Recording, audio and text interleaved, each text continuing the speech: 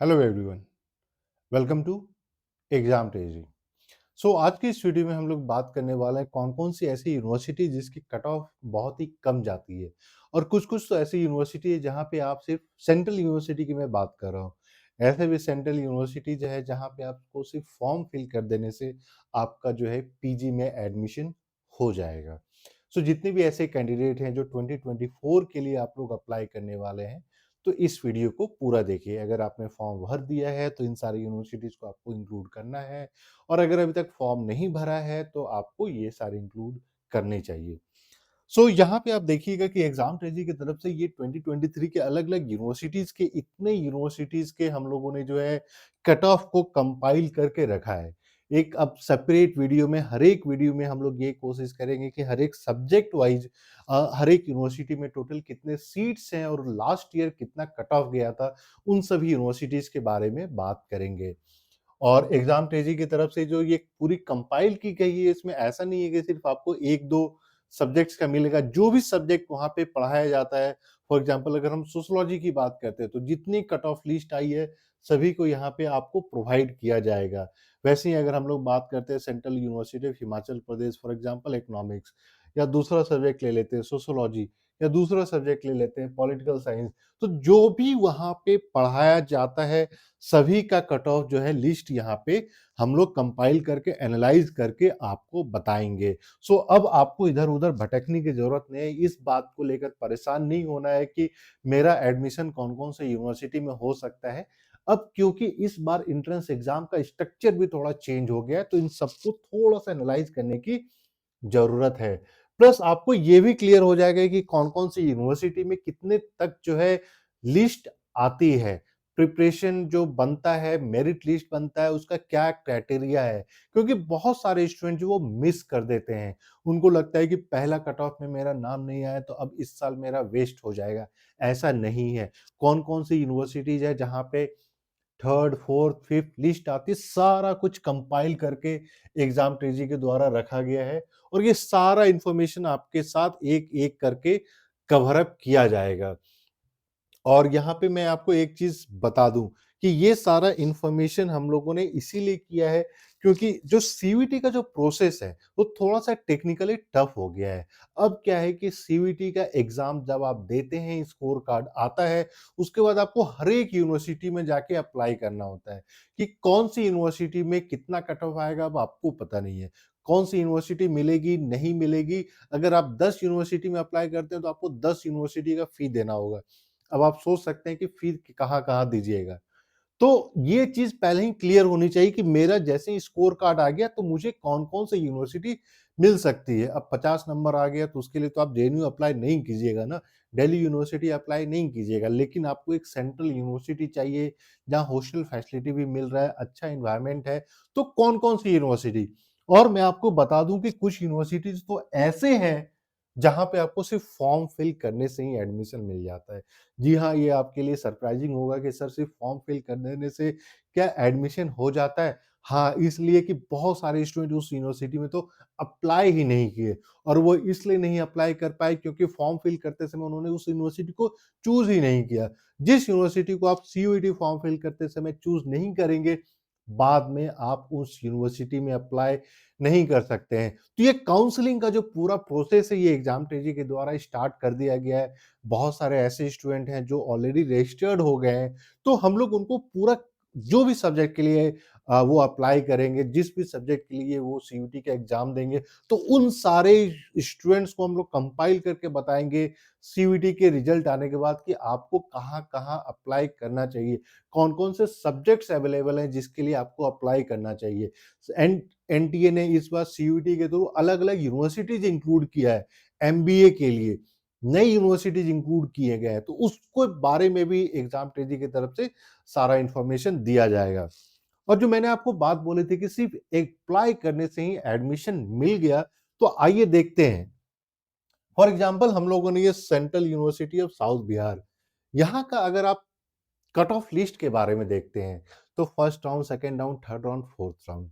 अब बहुत सारे लोगों को ये पता ही नहीं होता है, वो क्या करते हैं कि सेंट्रल यूनिवर्सिटी छोड़ के किसी प्राइवेट यूनिवर्सिटीज़ में एडमिशन ले लेते हैं, फ़ी दे देते हैं। आप अभी देखिएगा कि बहुत सारे प्राइवेट यूनिवर्सिटीज़ हैं जिन्होंने अपना एडमिशन प्रोसेस स्टार्ट कर दिया है। वो चाहते हैं कि सीयूईटी से पहले लोग मेरे यहाँ एडमिशन ले लें सो दैट कि फ़ी हम ज़्यादा ले लें और फिर रिफंड करने पे समझ रहे हैं क्या होता है। सो सबसे पहले अब स्टार्ट करते हैं फर्स्ट कट ऑफ लिस्ट। तो फर्स्ट कट ऑफ लिस्ट यहाँ पे आप जैसे ही आप ओपन करते हैं, तो यहाँ पे आपको एक चीज़ देखने को मिलता है, वो है MA sociology. MA social work, बहुत सारे ऐसे कैंडिडेट आते हैं जो बोलते हैं कि सर एमए सोशल वर्क के लिए मुझे कहाँ पे अप्लाई करना चाहिए? दिल्ली यूनिवर्सिटी में तो है, जेएनयू में कौन-कौन सी सिलेबस है, कौन-कौन से कोर्सेज़ हैं जो जेएनयू में पढ़ाए जाते हैं। अब यहाँ पे आप देखिएगा तो एमए सोशियोलॉजी में यहाँ पे आप देख पाइएगा, जो दिया हुआ है आपका एमए सोशियोलॉजी और एमए सोशल वर्क में ऑल रजिस्टर्ड कैंडिडेट। इसका क्या मतलब होता है? एमए इकोनॉमिक्स की बात करते हैं तो ऑल रजिस्टर्ड कैंडिडेट, कुछ-कुछ कैटेगरीज को अगर छोड़ दिया जाए तो all registered candidate. MA political science and international relation, general को छोड़कर, एसटी को छोड़कर ऑल रजिस्टर्ड कैंडिडेट। इसका मतलब क्या होता है? एलएलएम की सीट्स हैं, वहीं डिप्लोमा, योगा, एमएड, इसका मतलब क्या होता है? इसका मतलब सिर्फ यही होता है कि लास्ट ईयर जिस कैंडिडेट ने सिर्फ ये यूनिवर्सिटी चूज़ कर लिया सीयूईटी फॉर्म भरते समय, उसके बाद उस कैंडिडेट ने सिर्फ फॉर्म फिल कर दिया, उस कैंडिडेट का अगर मान लीजिए 400 का जब लास्ट ईयर पेपर हुआ था, उसमें अगर किसी कैंडिडेट को 10 भी मार्क्स आया होगा, तो उसको जो है MA sociology, MA social work में एडमिशन मिल गया। वो इसलिए मिल गया क्योंकि कैंडिडेट अप्लाई ही नहीं किए, लोगों को पता ही नहीं था कि यहाँ पे कौन-कौन सी कोर्सेज़ है। इसलिए एग्ज़ाम तेजी की तरफ से ये भी कोशिश की जाएगी कि एक कोर्स का लिस्ट बना के आपके साथ शेयर किया जाए कि मुझे इंटरनेशनल रिलेशन पढ़ना है, मुझे सोशियोलॉजी पढ़ना है, मुझे सोशल वर्क पढ़ना है, तो उसके लिए कौन-कौन सी यूनिवर्सिटीज़ हैं, जो ये सारे कोर्स ऑफ़र कर रही है। क्योंकि हो क्या रहा है, जितने कैंडिडेट से हम लोग बात करते हैं, स्टूडेंट्स जितने कॉल करते हैं, मैसेज करते हैं, एक जो सबसे बड़ी प्रॉब्लम आ रही है कि वो स्टूडेंट या तो यूनिवर्सिटी की लिस्ट बनाने बैठे या फिर अपना पढ़ाई पे ध्यान दें। एंट्रेंस एग्ज़ाम आपका 2 महीने के बाद है। आपका 100% फ़ोकस जो है वो पढ़ाई पे होना चाहिए। क्वेश्चन बैंक सॉल्व करने पे होना चाहिए, पास्ट पेपर सॉल्व करने के पे होना चाहिए, ना कि बैठ के लिस्ट बनाएँ कि मुझे कहाँ-कहाँ अप्लाई करना चाहिए। दूसरा, लोगों को ये भी नहीं पता है कि कट ऑफ कितनी जाएगी। लोगों को ये भी नहीं पता है कि कितने स्टूडेंट्स अप्लाई करते हैं। तो इसीलिए ये सारा चीज़ जो काउंसलिंग का पार्ट है, ये सारा एग्ज़ाम ट्रेज़री की तरफ से किया जाएगा। तो इसी तरीके से जैसे मैंने आपको दिखा दिया, सोशल वर्क को लेके, सोशियोलॉजी को लेके, इकोनॉमिक्स को लेके, ये सारे पॉपुलर कोर्स हैं। ये सारे पॉपुलर कोर्स में भी लोग जो है एप्लीकेंट्स उतने नहीं आ रहे हैं। जैसा मैंने एक आपको जेएनयू का बताया था, डीएसएलएम का जो पेपर है, सिर्फ 1000 लोगों ने अप्लाई किया था, जहाँ पॉलिटिकल साइंस में 40,000 लोग अप्लाई करते हैं, डीएसएलएम में सिर्फ 1000 लोग अप्लाई करते हैं। ये इसलिए होता है क्योंकि लोगों को पता ही नहीं है कि जेएनयू में कौन-कौन सी कोर्सेज़ हैं और आसानी से एडमिशन मिल जाता है। तो इस चीज़ को आपको ध्यान रखना है और एग्ज़ाम तेज़ी की तरफ से ये पूरी कोशिश की जाएगी कि जो भी कंपाइलेशन किया गया है, ये सारा कुछ आपके साथ शेयर किया जाए एक स्ट्रैटेजिक सिस्टमैटिक ढंग में। वहीं अगर हम बात करते हैं, मान लीजिए सेंट्रल यूनिवर्सिटी ऑफ हरियाणा की बात करते हैं, कोई भी पेपर उठा लेते हैं, फॉर एग्ज़ाम्पल हिस्ट्री उठा लेते हैं, तो हिस्ट्री में आप देखिएगा कि 7th काउंसलिंग लिस्ट तक गई थी। अब 7th काउंसलिंग लिस्ट तक गई थी तो कट ऑफ की बात करते हैं तो 159 आउट ऑफ 500 400। वहीं अगर हम बात करते हैं किसी दूसरे सब्जेक्ट का, मान लीजिए पॉलिटिकल साइंस हम लोगों ने उठा लिया, तो यहाँ भी आपका 7th मेरिट लिस्ट तक गई थी। 7th मेरिट लिस्ट तक में भी अगर आप देखते हैं जो अलग-अलग कैटेगरीज़ के, तो 173 मार्क्स ओनली पे एडमिशन हो गया था।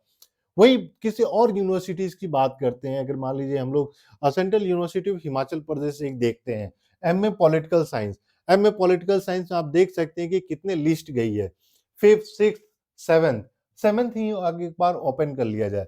तो 7th लिस्ट में अगर आप ओपन करते हैं, क्योंकि बहुत सारे कैंडिडेट ऐसे हैं जो अपना वो नहीं खोना चाहते, वो ईयर नहीं खोना चाहते। तो यहाँ पे देखिए अनरिजर्व कैटेगरी का 128 मार्क्स, जिसमें कि आपके पार्ट ए, पार्ट बी दोनों के मार्क्स इंक्लूडेड थे। अब वो इसलिए हो रहा है कि लोगों को पता ही नहीं है कि क्या सेंट्रल यूनिवर्सिटी हिमाचल प्रदेश में मेरा एडमिशन हो पाएगा या नहीं हो पाएगा। मैक्सिमम लोगों को लगता है कि हाँ, दिल्ली यूनिवर्सिटी में एडमिशन हो पाएगा क्योंकि सीट्स बहुत ज़्यादा है, या फिर आपको लगता है कि जेएनयू में एडमिशन ले लेना चाहिए क्योंकि फ़ी बहुत कम है। लेकिन नहीं, central university of Himachal Pradesh, central university of Haryana, Punjab, ये सारी वो यूनिवर्सिटीज़ है जहाँ का फी स्ट्रक्चर बहुत ही कम है और टॉप रैंकर्स को आपको जो है हॉस्टल भी मिलता है।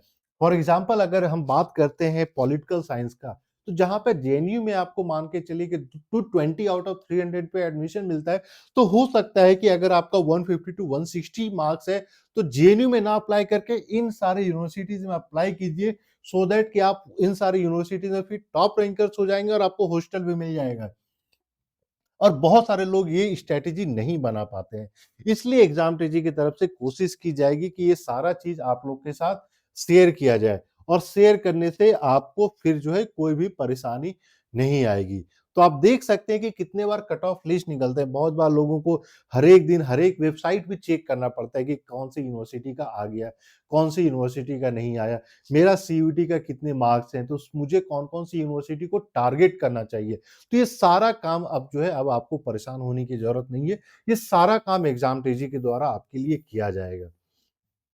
अब जैसे यहाँ पे आप मार्क्स ही देख लीजिए, जो है कैटेगरी वाइज़ हर एक सब्जेक्ट का यहाँ पे जो भी सब्जेक्ट ऑफ़र किया जाता है, आप देख पाइएगा कि अगर मान लीजिए हम एमए ज्योग्राफ़ी की बात करते हैं, शेड्यूल कास्ट की बात करते हैं, शेड्यूल ट्राइब की बात करते हैं, तो ये जो 65 मार्क्स है, ये आउट ऑफ 400 है। अब सोचिए आउट ऑफ 400 में आपको जो है सेंट्रल यूनिवर्सिटी ऑफ पंजाब मिल जाता है, तो क्या ही बुरा है। सो फाइनली जितने कैंडिडेट ऐसे हैं, अब यहाँ पे आप देख पाइएगा जो कट ऑफ है ऐसा नहीं है कि सिर्फ 2023 का ही है, 2022 का है। वो सारे चीज़ को हम लोग कंपाइल करके ही आपके साथ शेयर करते हैं सो दैट आपको सारा इन्फॉर्मेशन मिल सके। और इसके साथ-साथ हम लोग जवाहरलाल नेहरू यूनिवर्सिटी को, जामिया मिलिया इस्लामिया इन स जामिया मिलिया इस्लामिया की भी आप देख पाइएगा सारे जितने भी कोर्सेज़ हैं सभी के कट ऑफ के बारे में आपको इन्फॉर्मेशन दिया जा रहा है। सो पहला काम आपको करना है, अगर आपने चैनल को सब्सक्राइब नहीं किया है तो प्लीज़ सब्सक्राइब कर लें। दूसरा देखिए हर एक यूनिवर्सिटी के लिए आपका टारगेट होना चाहिए, जेएनयू, डीयू सारी यूनिवर्सिटीज़ को टॉप रैंकर्स जितने यूनिवर्सिटीज़ हैं और इनफैक्ट ये सारी यूनिवर्सिटीज़ को आप टॉप रैंकर्स मानिए क्योंकि सभी यूनिवर्सिटीज़ का फ़ी बहुत ही कम है। सारा for example central university of Jammu, central university of Haryana, Punjab, Rajasthan, सभी जगह आपको देखने को मिलेगा कि आपके जो कट ऑफ हैं, वो कम जाते हैं। अब लोगों को पता नहीं हो पाता है कि कहाँ मुझे अप्लाई करना है, इसलिए लोग जो है, वो गलती कर देते हैं। लेकिन अब टेंशन की बात नहीं है, एग्ज़ाम तेजी की तरफ से आपको सारी इन्फॉर्मेशन दी जाएगी। सो अब जो है, इन सभी चीज़ के लिए पहला टारगेट तो ये होना चाहिए कि आपका टॉप रैंकर्स में आपका नाम आए, सीयूईटी के एग्ज़ाम में आप जितने ज़्यादा से ज़्यादा स्कोर कर पाएँ। तभी आप मान के चलिए कि अगर आपको यूपीएससी का प्रिपरेशन करना है तो आप दिल्ली हो गया, जेएनयू हो गया, अंबेडकर यूनिवर्सिटी इनफैक्ट बहुत सारे लोगों को अंबेडकर यूनिवर्सिटी के बारे में पता नहीं होता है। मैं एक बार बता दूँ अंबेडकर यूनिवर्सिटी का भी एक बार कट ऑफ दिखा दूँ, तो अंबेडकर यूनिवर्सिटी के भी कट ऑफ बहुत बार निकलते हैं, वो इसलिए क्योंकि दिल्ली में यूनिवर्सिटी और जितने टॉप रैंकर्स हैं वो सारे दिल्ली यूनिवर्सिटी या फिर आपका जेएनयू पहुँच जाते हैं। तो फिर यहाँ पे भी सीट खाली रह जाती है और लोग इसलिए मैं बोलता हूँ कि अंबेडकर यूनिवर्सिटी दिल्ली आप प्रेफ़र कर सकते हैं क्योंकि यहाँ पे आप रह के यूपीएससी की अगर क्लासेस चल रही है तो वो आप कंप्लीट कर सकते हैं। दूसरा ये है कि यहाँ पे रह के अगर मान लीजिए आपने ऑलरेडी यूपीएससी की क्लासेस कर ली, अब सेल्फ स्टडी करना है, तो सेल्फ स्टडी के लिए तो फिर आपको ऐसी यूनिवर्सिटी चूज़ करनी चाहिए जहाँ पे वर्कलोड नहीं हो। बहुत सारे को लगता है कि जेएनयू में क्या वर्कलोड है कि नहीं है, तो उसके बारे में भी हम लोग सेपरेटली आपको शेयर करेंगे। तो इन सभी यूनिवर्सिटी के काउंसलिंग के लिए अगर आपको इन्वॉल्व होना है तो आपको 8448878849 पे आप कॉल या मैसेज करके पूछ सकते हैं और क्या प्रोसेस होगा, किस तरीके से हम लोग करेंगे। क्योंकि सभी स्टूडेंट के डेटा को कंपाइल करके आपके साथ वो एक फ्रीक्वेंसी टेबल बनाना पड़ेगा। फॉर एग्ज़ाम्पल कि अगर आपका 140 से 160 तक अगर मार्क्स आ रहा है सीयूईटी एग्ज़ाम में, तो कौन-कौन सी यूनिवर्सिटीज़ है फटाफट कि जहाँ पे आपको टारगेट करना चाहिए। तो इस तरीके से पूरा वो चीज़ हम लोगों ने कंपाइल किया है, प्रिपरेशन किया है, क्योंकि लास्ट 2 इयर्स के कट ऑफ को देख के ये चीज़ें क्लियर हो जाती है। और past papers, question bank, test series सभी सब्जेक्ट्स के पास्ट पेपर्स, सीयूईटी के ओरिजिनल क्वेश्चन पेपर अवेलेबल हैं। सो आपको इस नंबर पे कॉल या मैसेज करना है और क्या प्रोसेस होगा, क्या चार्जेस होंगे, test series English, Hindi medium में सभी चीज़ अवेलेबल है। तो फटाफट आप कॉल या मैसेज कीजिए and will be sharing all the details. So ये वीडियो पसंद आए तो प्लीज़ लाइक कर दें, चैनल को अभी तक आपने सब्सक्राइब नहीं किया तो प्लीज़ सब्सक्राइब कर दें, नोटिफिकेशन बेल भी दबा लें सो दैट सारा इंपॉर्टेंट अपडेट आपको मिलता रहे। So thank you and we wish you all the best.